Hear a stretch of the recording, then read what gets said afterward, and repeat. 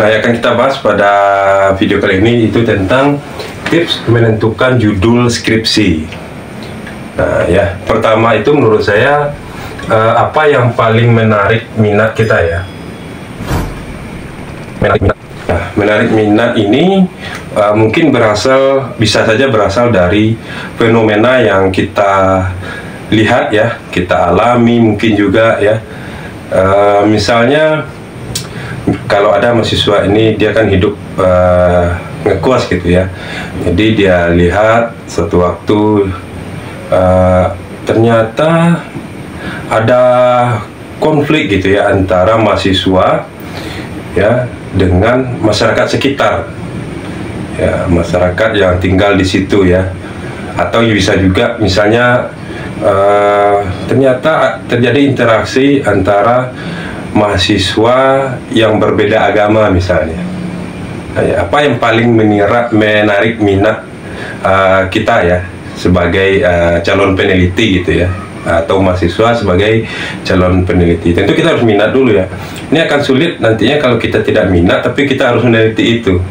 Nah, biasanya tidak maksimal ya. Nah, yang kedua kita lihat ketersediaan sumber dayanya. Sumber daya ini maksudnya kemampuan kita, mahasiswa mampu nggak meneliti itu ya, baik itu dalam hal SDM-nya ya, dia ngerti nggak yang akan dia teliti. Yang kedua, sumber daya dalam hal misalnya materinya ya, materi, mana tahu penelitian itu ternyata butuh dana yang tidak sedikit misalnya.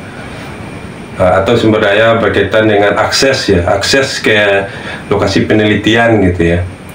Nah, itu mudah atau sulit gitu. Jadi kita tidak bisa memilih judul yang kita tidak mampu. Nah, itu intinya, yang kita tidak memiliki sumber dayanya. Tapi kalau rasanya bisa gitu ya, nah itu silahkan dipilih itu judul ya.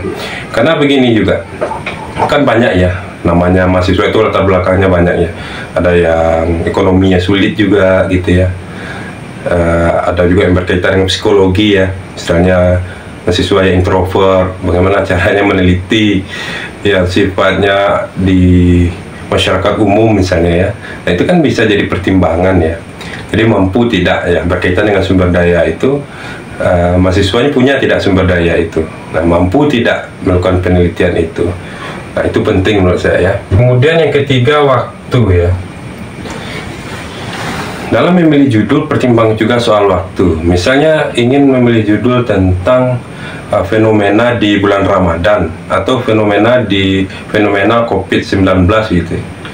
Nah, kalau fenomena COVID-19 sedangkan tahun 2024 ini fenomena itu sudah hilang gitu ya. Nah, itu kan akan sulitnya. Kita usahakan jangan meneliti yang sifatnya fenomena itu ada hanya pada waktu-waktu tertentu. Nah, itu akan sulit ya. Nah, kemudian memilih judul berkaitan dengan fenomena yang sedang viral gitu ya. Fenomena yang sedang viral, tapi hati-hatinya itu tadi ya. Karena kan viral itu biasanya tidak lama ya, selagi fenomena itu masih ada jejaknya ya tentu tetap bisa saja dilakukan ya. Nah, misalnya fenomena ini ya, ada kasus-kasus ya, kasus hukum atau kasus-kasus apapun itu di masyarakat ya, itu harus viral dulu baru misalnya selesai, baru mendapatkan atensi publik. Nah, itu kan bisa saja dilakukan penelitian ya.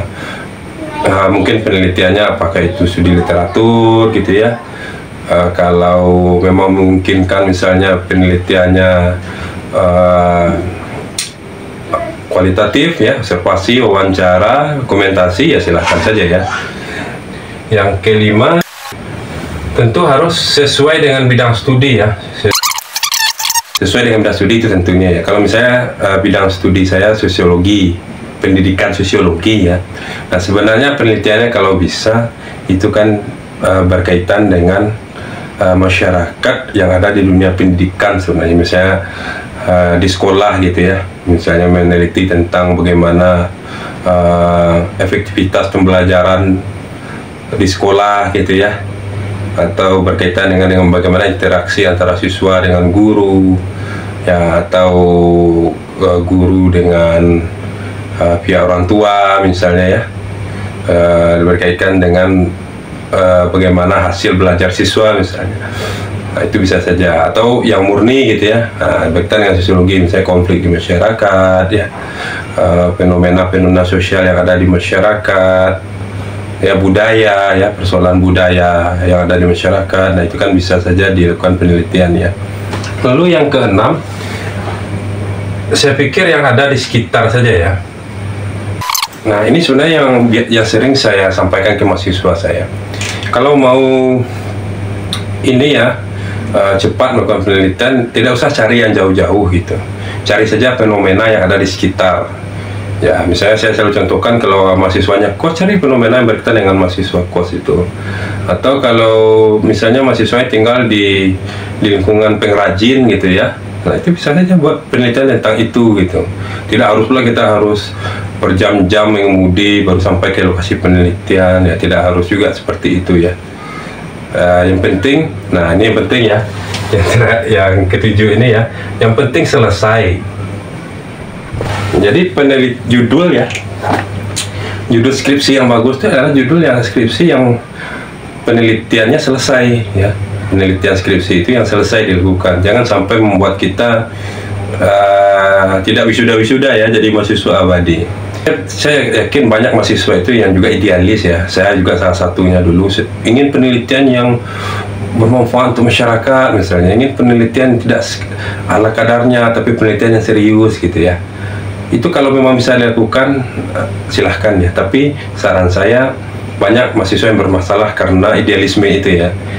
Carilah judul yang bisa selesai dilakukan, penelitiannya bisa diselesaikan gitu. Nah, itu paling penting ya. Lalu tentu juga yang kedelapan, diskusi dengan pembimbing itu ya. Diskusi dengan pembimbing. Ya, diskusi dengan pembimbing itu penting, karena biasanya malah banyak fenomena ya, pembimbing itu yang mengontrol judul mahasiswa itu ya. Misalnya kata pembimbing harus A gitu, mahasiswa harus ikut A. Sebenarnya itu yang salah ya. Kalau pembimbing yang paham ya, pembimbing itu hanya mengarahkan. Jangan sampai gara-gara keinginan kita, harapan kita, cara berpikir kita, ternyata mahasiswa tidak mampu. Nah, jadi serahkan ke mahasiswa, menariknya apa yang ingin diteliti, apa yang disukai, seperti poin-poin yang lain ini kan. Nah, kita tinggal mengarahkan. Oh, kalau kita pikir, oh ini mampu mahasiswanya, oh, ini tidak mampu. Ya, seperti tadi di tahun 2004 mahasiswa yang masih ingin meneliti COVID-19. Nah, itu kan rasanya akan menyulitkan mahasiswa. Jadi kita arahkan, oh, kalau bisa cari judul yang lain. Jadi pembimbing itu tinggal mengarah-arahkan ya. Jangan sampai memaksa mahasiswa melakukan penelitian tertentu ya. Nah, saya pikir itu ya, karena memang pembimbing ini juga yang menentukan nanti kan mahasiswa yang cepat atau tidak, kan pembimbingnya ya, termasuk komunikasi dengan pembimbing itu. Nanti mungkin saya bahas juga. Jadi itu, semoga tips memilih judul skripsi ini bermanfaat ya. Terima kasih. Jangan lupa like, share, komen, dan subscribe.